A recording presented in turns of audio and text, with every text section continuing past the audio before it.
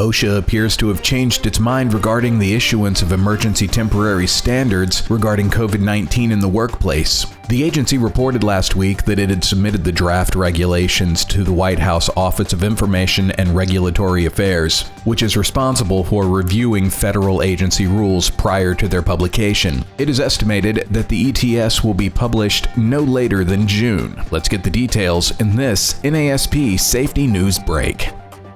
Secretary of Labor Marty Walsh was believed to have held up the OSHA standards because the emergency they were designed to address no longer exists. Walsh said he suspended the rules issuance because the proposed standard did not reflect the latest scientific analysis of the state of the disease. Just one day after President Biden's inauguration, he ordered OSHA to produce new COVID guidance by the end of January, which it did on January 29th. He also ordered it to issue the ETS by March 15th, which it failed to accomplish. The longer OSHA waits to put out an ETS, the harder it will be to justify that an emergency standard is necessary. According to late April figures, more than 232 million vaccine doses have been administered in the U.S. More than 54% of the U.S. population who are 18 and older have received at least one dose, and almost 30% of the entire U.S. population is fully vaccinated. National labor unions, which have been demanding an OSHA ETS, may have unintentionally erected a barrier to the legal standing of any ETS that will be eventually adopted.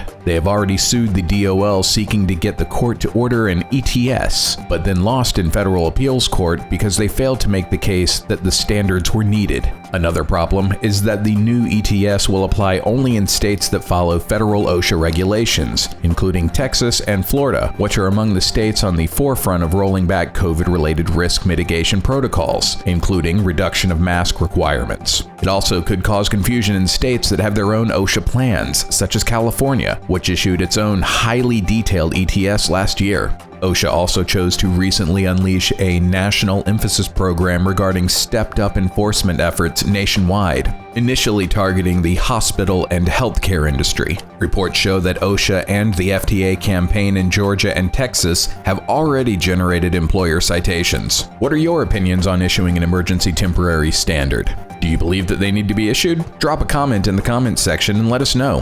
And don't forget to hit those like and subscribe buttons so we can see you on the next NASP Safety News Break.